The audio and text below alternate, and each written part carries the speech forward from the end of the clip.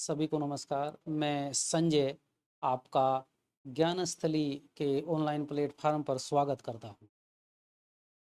बच्चों, आज हम यूजीसी नेट के हिंदी साहित्य के सिलेबस को डिस्कस करेंगे और डिस्कस करना इसलिए ज़रूरी है कि हिंदी साहित्य का सबसे पहली बात तो यह है कि हिंदी साहित्य का जो सिलेबस है बहुत ज़्यादा वाइड है, बड़ा है अन्य विषयों की तुलना में। अन्य विषयों के भी बहुत ज़्यादा बड़े सिलेबस है, लेकिन हिंदी साहित्य में अगर बात करूं तो लगभग 41 टेक्स्ट जुड़ी हुई हैं, 41 पुस्तकें इसमें जोड़ी गई हैं, तो ये अपने आप में बड़ा हो जाता है। और निबंध और कहानी की अगर बात करूं, वे भी अगर जोड़ दूं तो 73 हो जाती है। तो इस सिलेबस को समझना ज़रूरी है और मेरा मानना है कि किसी भी परीक्षा की तैयारी करने से पहले उसको सिलेबस को बहुत अच्छे ढंग से समझ लेना चाहिए, जिससे कि परीक्षा में आपको तैयारी करने में आपको किसी समस्या का सामना ना करना पड़े और परीक्षा हॉल में जाकर के आप अपने आप को सहज महसूस कर सकें।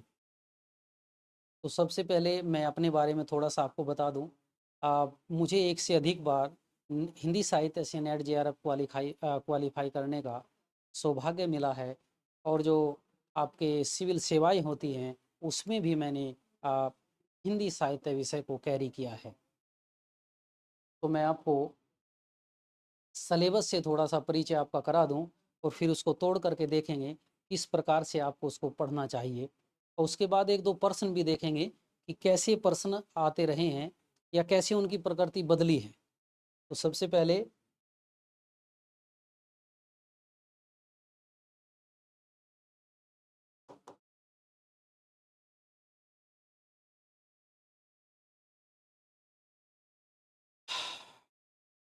जो पाठ्यक्रम की पहली इकाई है, टोटल यानी कुल मिलाकर के हिंदी साहित्य का जो सिलेबस है, इसको 10 यूनिट में बाँटा गया है यूजीसी के द्वारा। तो पहली यूनिट है हिंदी भाषा और उसका विकास। इसमें आप हिंदी भाषा की ऐतिहासिक पृष्ठभूमि पढ़ेंगे।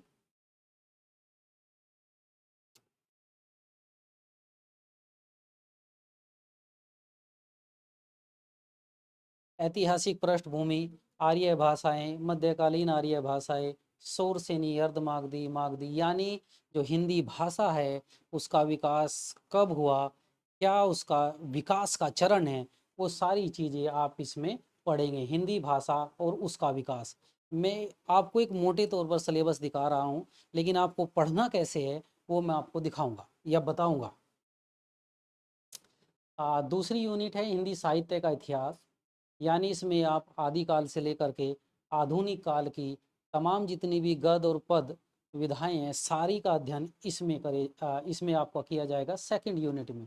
तो दूसरी यूनिट है, यानी हिंदी साहित्य का इतिहास में आदिकाल, रीतिकाल और उसका आधुनिक काल और आधुनिक काल की जितनी गद्य विधाएं हैं, चाहे उपन्यास हो, चाहे कहानी हो, चाहे हिंदी नाटक हो, चाहे हिंदी निबंध हो, चाहे आलोचना हो, इनका अध्ययन आप करेंगे।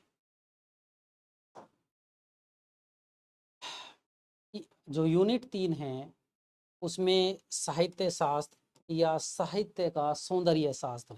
इसमें आप जो प्रमुख संप्रदाय हैं, रस, अलंकार, रीति, ध्वनि, वक्रोक्ति, औचित्य, इनका सबका अध्ययन करेंगे।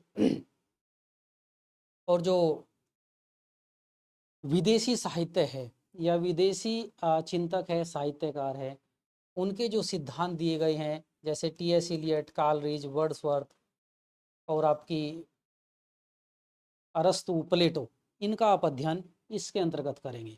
वैचारिक पृष्ठभूमि, इसको आपको सेपरेट नहीं पढ़ना है।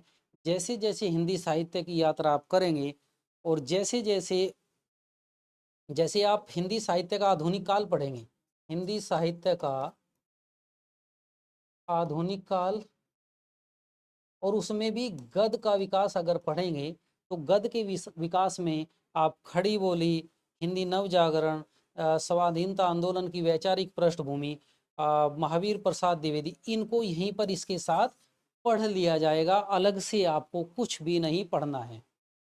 गांधीवादी दर्शन, अंबेडकर दर्शन, जैसे जैसे आप साहित्य के साथ यात्रा करेंगे, इन दर्शनों को भी उन्हीं के साथ पढ़ लिया जाएगा। इसके बाद यूनिट 5 में आपका जो काव्य है, या कविता खंड है, इन तमाम कविता या काव्य का अध्ययन आप यूनिट 5 के अंतर्गत करेंगे। उसके बाद अलग से मैंने आपको कहा था हिंदी साहित्य के इतिहास में आप तमाम जितने भी गद्य खंड है या गद्य विधाएं हैं उनका अध्ययन करेंगे। उसी के साथ आप बाद में इन्होंने यूनिट जोड़ दी है कि 5वीं यूनिट में उपन्यास है, उसके बाद आपके कहानी है, उसके बाद नाटक है, उसके बाद निबंध है, आत्मकथा, जीवनी व अन्य गद्य विधाएं हैं, यानी टोटल 10 यूनिट है। लेकिन मैं जब आपको ये चीज़ें बताऊंगा या पढ़ाने का प्रयास करूंगा तो आपको जो गद्य विधाएं हैं उनकी उन गद्य विधाओं का जब इतिहास पढ़ेंगे उसी के साथ आप जैसे मान लिया उपन्यास का विकास आप पढ़ रहे हैं तो उपन्यास का विकास पढ़ते हुए आप उसको वही नहीं छोड़ेंगे। जब आप प्रेमचंद को पढ़ेंगे और प्रेमचंद का गोदान इसमें लगा हुआ है, अब मैं दिखा देता हूँ। जैसे कि आपका जैसे आप उपन्यास का इतिहास पढ़ रहे हैं, उपन्यास का इतिहास पढ़ते हुए जब आप गोदान पर प्रेमचंद पर आएंगे तो आपको गोदान भी वहीं पढ़ा दिया जाएगा। अलग से हिंदी साहित्य के इतिहास में ऐसा नहीं करना है कि हिंदी साहित्य के इतिहास में आपने जो कविता खंड है वो पढ़ लिया है, उसके बाद जब गद्य विधाओं पर आप आएंगे या गद्य के विकास पर आप आएंगे उसको अलग पढ़ेंगे और फिर उपन्यास का जो विकास होगा उसको अलग पढ़ेंगे। ऐसा नहीं है। आप जब उपन्यास के विकास पढ़ेंगे तो आपको जो भी आपके उपन्यास सिलेबस में लगे हुए हैं वो एक साथ पढ़ने हैं। इसी प्रकार से आपको कहानी का विकास और कहानी का विकास पढ़ते हुए तमाम ये जो सिलेबस में कहानी लगी हुई हैं उसी प्रकार से नाटक और आपका निबंध और आत्मकथा देखने में ये जैसे कि आप इसमें पहली दृष्टि में सिलेबस को देखेंगे तो एक बार को डर जाएंगे, लेकिन जैसे ही आप इसको तोड़ करके पढ़ने का प्रयास करेंगे, समझने का प्रयास करेंगे तो सिलेबस आधा रह जाएगा। मैं आपको दिखा देता हूँ किस प्रकार से।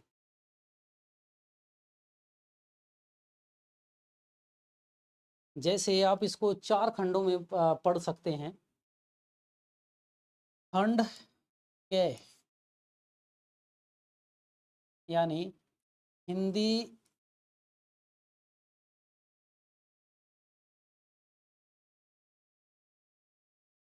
खंड क में आप पढ़ेंगे हिंदी भाषा का विकास,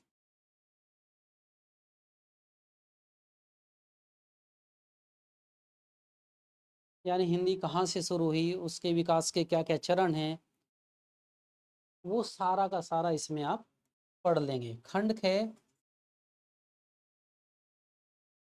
में आप काव्य खंड पढ़ेंगे या कविता खंड या कविता। आदिकाल से लेकर के आधुनिक काल तक जो भी कविताएं हैं, जो भी रचनाकार हैं, सबको आप इस हिस्से में पढ़ लेंगे। उसके बाद चाहे आदिकाल की पृथ्वीराज रासो है, चाहे आपका रीति काल है, चाहे आपका भक्ति काल है, सूर कबीर तुलसी जायसी, या उसके बाद आपके आधुनिक काल के जितने भी कवि हैं आपको सबको यहीं पर पढ़ना है। उसके बाद आपका आएगा गद्य खंड, यानी खंड गय इसको बोल सकते हैं। इसमें आपके जितने भी उपन्यास, कहानी, निबंध, आलोचना, आत्मकथा, रेखा चित्र, संस्मरण, सबका अध्ययन आप यहीं पर कर लेंगे। उसके बाद आप साहित्य का सौंदर्य शास्त्र,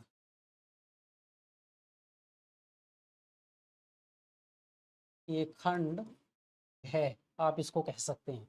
यानी 4 खंडों में आप हिंदी साहित्य को बांट सकते हैं जो यूजीसी का सिलेबस है, और उसको इस प्रकार से पढ़ा जा सकता है। और अगर आप इस तरीके से उसको पढ़ोगे तो जल्दी से आपकी समझ भी आएगा। नहीं तो 10 यूनिट है कि पहली यूनिट कंप्लीट करेंगे, फिर दूसरी करेंगे, फिर तीसरी, तो उसमें एक तो लंबा समय लगेगा, आप कंफ्यूज हो जाएंगे और आप परीक्षा में अच्छा रिजल्ट नहीं दे पाएंगे। तो मैं आपको एक छोटी सी चीज़ और बता देता हूँ। यूजीसी या एनटीए द्वारा जो नेट की परीक्षा भी ली जा रही हैं उसमें 2 पेपर होते हैं, पेपर फर्स्ट और सेकंड। फर्स्ट पेपर में 50 क्वेश्चन होते हैं और सेकंड पेपर में 100 प्रश्न होते हैं। और जो फर्स्ट पेपर हैं ये सभी के लिए, जितनी भी विषयों में यूजीसी या एनटीए परीक्षा आयोजित कराता है, लगभग 83 या 84 विषय हैं, तो ये जो फर्स्ट पेपर है उन सब के लिए कॉमन होगा और सेकंड पेपर अपने विषय का होता है। तो इसमें आप मानकर चलिए ये 100 नंबर का होता है, इसमें 100 अंक आते हैं और ये 100 क्वेश्चन होते हैं, 200 नंबर का होता है, यानी 200 मार्क्स का। कुल नेट की परीक्षा 300 अंकों की होती है। अब मैंने इसको इसलिए बताया,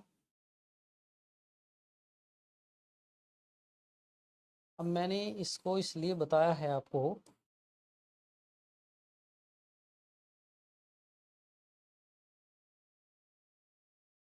आपके विषय से, जो आपका विषय होगा सेकंड पेपर, यानी जो भी आपका विषय है उसमें 100 प्रश्न आएंगे, एक प्रश्न 2 नंबर का है, तो यानी 200 अंकों का आपका विषय होगा और 100 अंकों की आपकी जो पहला पेपर है वो होगा।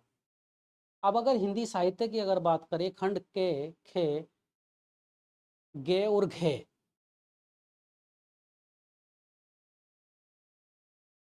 मैं 2023 और 24 के प्रश्न पत्रों की बात कर रहा हूँ हिंदी साहित्य की।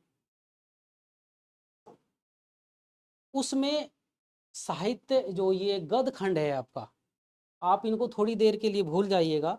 हिंदी भाषा का विकास और आपका काव्य खंड यानी कविता खंड और आपका गद्य खंड, अगर इनको थोड़ी देर के लिए इनको भूल जाएं आप तीनों को, तो जो ये गद्य खंड है आपका, यानी उपन्यास, कहानी, निबंध, नाटक, आत्मकथा, आपका रेखाचित्र, संस्मरण, इससे 40 से 45 क्वेश्चन प्रत्येक वर्ष आते रहे हैं।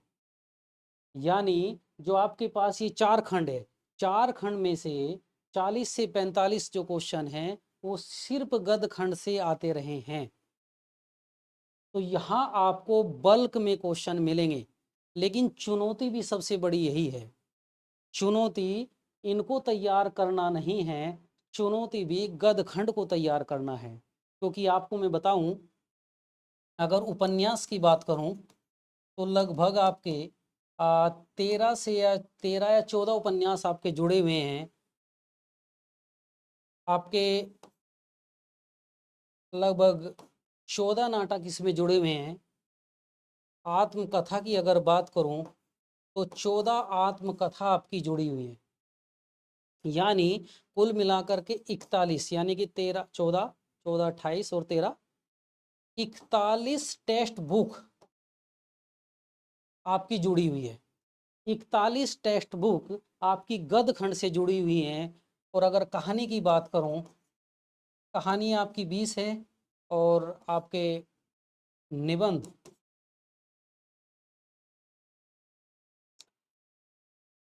निबंध की भी शायद इतनी ही संख्या है, 20 के आसपास, मैं कंफर्म नहीं हूँ। 20 के आसपास आपके कहानी आपकी 20 है, निबंध भी इतनी है आपकी, और आत्मकथा 14 है, नाटक 14 और 13 उपन्यास जुड़े हुए हैं। यानी यहाँ से सबसे ज़्यादा प्रश्न आपके यूजीसी नेट में आते हैं। लेकिन इसको तैयार करना भी एक बहुत बड़ी चुनौती है, क्योंकि कुल मिलाकर के इसमें 41 बुक्स जुड़ी हुई हैं, टेक्स्ट जुड़े हुए हैं। और आप 2018 से अगर पहले की बात करें, 2018 से पहले की अगर बात करें, तो मान लिया किसी उपन्यास के बारे में उसको पूछना है, जैसे गोदान के बारे में पूछना है, तो उसकी जो परिपाटी थी परीक्षा की, तो गोदान से कोई पात्र उठाया और पूछ लिया कि ये पात्र किस उपन्यास का है, या किसी उपन्यास में कितने पात्र हैं। इस तरीके के क्वेश्चन पूछने की उनकी परिपाटी होती थी। लेकिन 2018 के बाद प्रश्नों की जो प्रकृति है या प्रश्नों का जो पूछने का तरीका है, बिल्कुल चेंज हो चुका है। मैं एक प्रश्न आपको दिखा देता हूं। 2023 का एक प्रश्न है आपकी हिंदी साहित्य की यूजीसी की नेट की जो परीक्षा में आया था कि यहाँ सब चोर हैं, नहीं नहीं, चोर हैं और ये आपस में सब मिले हुए हैं।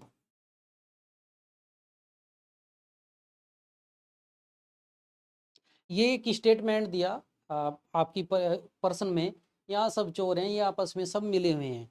ये किस कहानी का स्टेटमेंट है और किस पात्र के द्वारा बोला गया है? ये किस कहानी का स्टेटमेंट है और किस पात्र के द्वारा बोले गए हैं? और मैं सिर्फ एक पर्सन आपको दिखा रहा हूँ, ऐसे लगभग 40 से 45% पर्सन मतलब 2018 के बाद परीक्षा में आ रहे हैं। तो यानी उपन्यासों के वे केवल पात्र ही नहीं पूछता है, पात्रों के बीच क्या संवाद हुआ। और एक छोटा सा उदाहरण और मैं आपको दे दूं,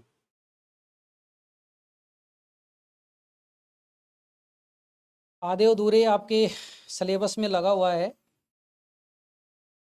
मैं आपको दिखाऊंगा। उस आधे अधूरे में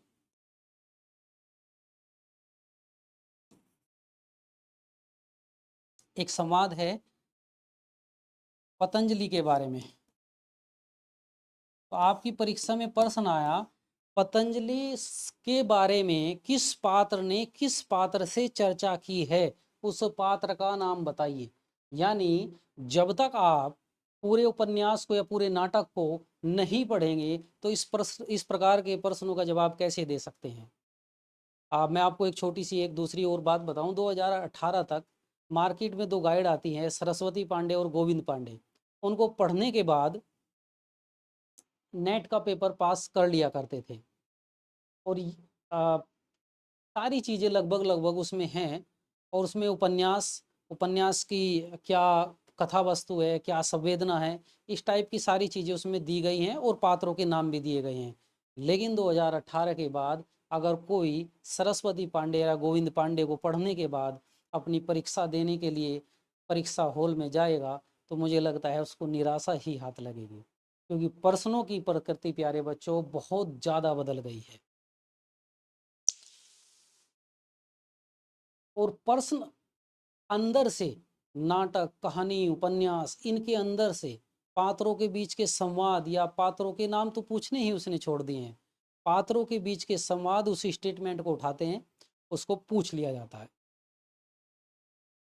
तो अब आपकी रणनीति ये होनी चाहिए, सबसे पहले इस सिलेबस को बार बार आप पढ़िएगा, अपनी टेबल पे रखिएगा। और जितनी भी टेक्स्ट, चुनौती यहाँ नहीं है, यानी कि जो काव्य खंड है यहाँ से भी कविता के बीच से वो पंक्ति उठा देता है और पूछ लेता है। लेकिन मान लिया जाए पृथ्वीराज रासो है, उसके या कोई सूर्यकांत त्रिपाठी निराला की राम की शक्ति पूजा है, उसमें से हम क्या कर सकता है कोई भी आदमी, महत्वपूर्ण महत्वपूर्ण जो पंक्ति हैं उनको पढ़ लिया जाएगा और वो एग्जाम में फंस भी जाती है। दूसरी बात, जो जितने भी कवि हैं उनकी भाषा अगर आप पकड़ेंगे, कोई पंक्ति आपको दे दी गई है तो उस भाषा को पकड़ करके भी आप प्रश्न का आंसर दे सकते हैं।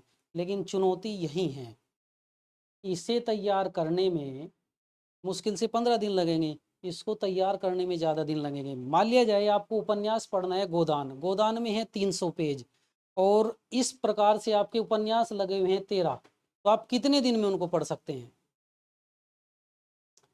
13 उपन्यास है, 14 नाटक है आपके, आत्मकथा 14 है, तो आपके पास है लगभग 60-65 दिन आपकी परीक्षा के हैं।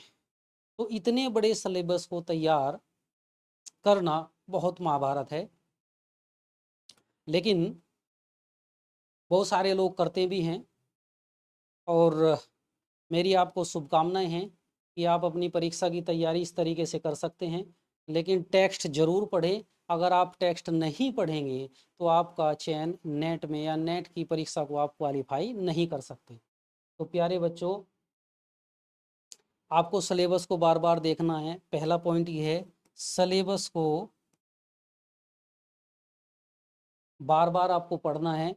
जितनी टेक्स्ट इसमें लगी हुई हैं, विशेष रूप से गद खंड में, गद खंड को पढ़े बिना या उस पर पकड़ बनाए बिना आप नेट की परीक्षा पास नहीं कर सकते हैं। तो यानी सिलेबस को बार बार पढ़ना है। जितनी भी ये आपके ये लगी हुई हैं, क्या नाम आपकी टेक्स्ट, इनको भी आपको पढ़ना है।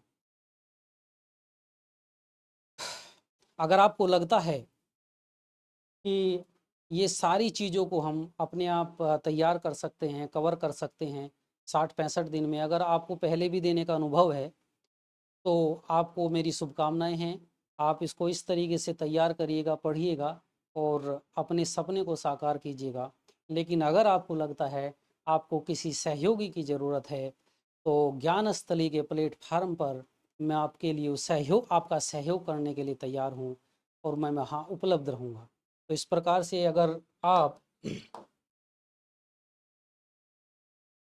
हमारे ज्ञानस्थली यूट्यूब चैनल से मेरे सहयोग की का अनुभव करते हैं कि हाँ, हमें किसी एक अच्छे मार्गदर्शक, ईमानदार मार्गदर्शक की ज़रूरत है, तो मैं आपको 1 तारीख से 1 अक्टूबर से हम इस यूजीसी नेट की हिंदी साहित्य की क्लास का आयोजन कर रहे हैं। प्यारे बच्चों, अगर आपको लगता है कि सच में आपको किसी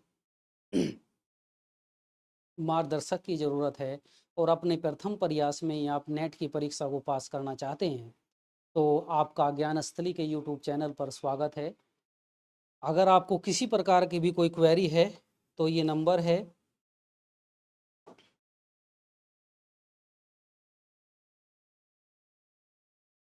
9015958713। एक दूसरा नंबर भी यहाँ लिख दे रहा हूँ,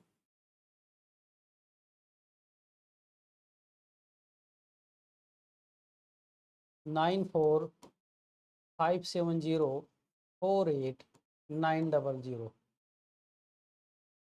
इस नंबर पर भी कॉल करके आप अपनी क्वेरी को या अपनी क्वेरी का समाधान ढूंढ सकते हैं, बातचीत कर सकते हैं। 9015958713 एक नंबर ये है, 9457048900 एक ही आपके पास ये नंबर है। तो मैं आपसे अब विदा लूँगा। और अगर कोई भी किसी प्रकार की आपको समस्या है सिलेबस को समझने में, इसको तैयार करने में, तो आप ही नंबर पर कॉल कर सकते हैं। बहुत बहुत धन्यवाद। जय हिंद।